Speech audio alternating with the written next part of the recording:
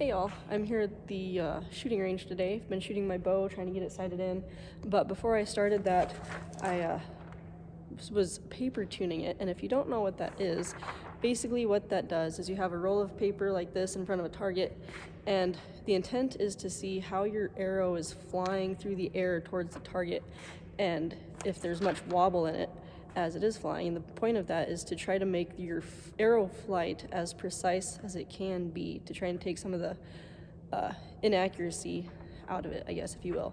And I'm not very good at explaining how it all works, and whenever I do it, I have to have my cheat sheet because I can never remember how to do it, because it gets kind of confusing moving things right and left and up and down and opposite of different directions. Anyways, took a few notes as I was paper tuning because it made me think of the verse Proverbs 2 verses 2 and 5, which says to tune your ears to wisdom and concentrate on understanding. Then you will find what it means to fear the Lord, and you will gain knowledge of God. So in archery, and I'm reading some notes here because otherwise I'll be all over the place, but in archery, you don't want your arrow to wobble as it's flying through the air towards the target. Instead, like I said, you have to tune your bow. You have to make some adjustments to your bow in order to do that. And also in life, kind of works the same way. Again, Proverbs said to tune your ears to wisdom and understanding. And so, again, you have to make some adjustments to your understanding. Maybe the way you're understanding things about God or life aren't quite right, but you don't really know maybe where or how to make those adjustments in your understanding.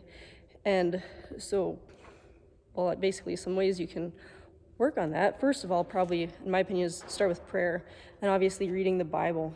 And you can just simply ask God for wisdom and understanding. You know, he's a good God and he wants to give you those good things.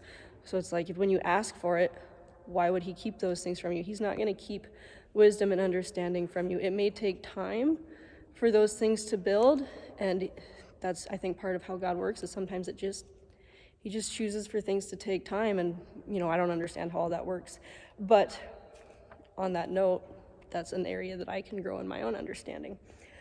But the point of the matter is to tune our ears to wisdom and understanding, and the point of that is so that we will grow in our fear of the Lord, and we will gain more and more knowledge of God.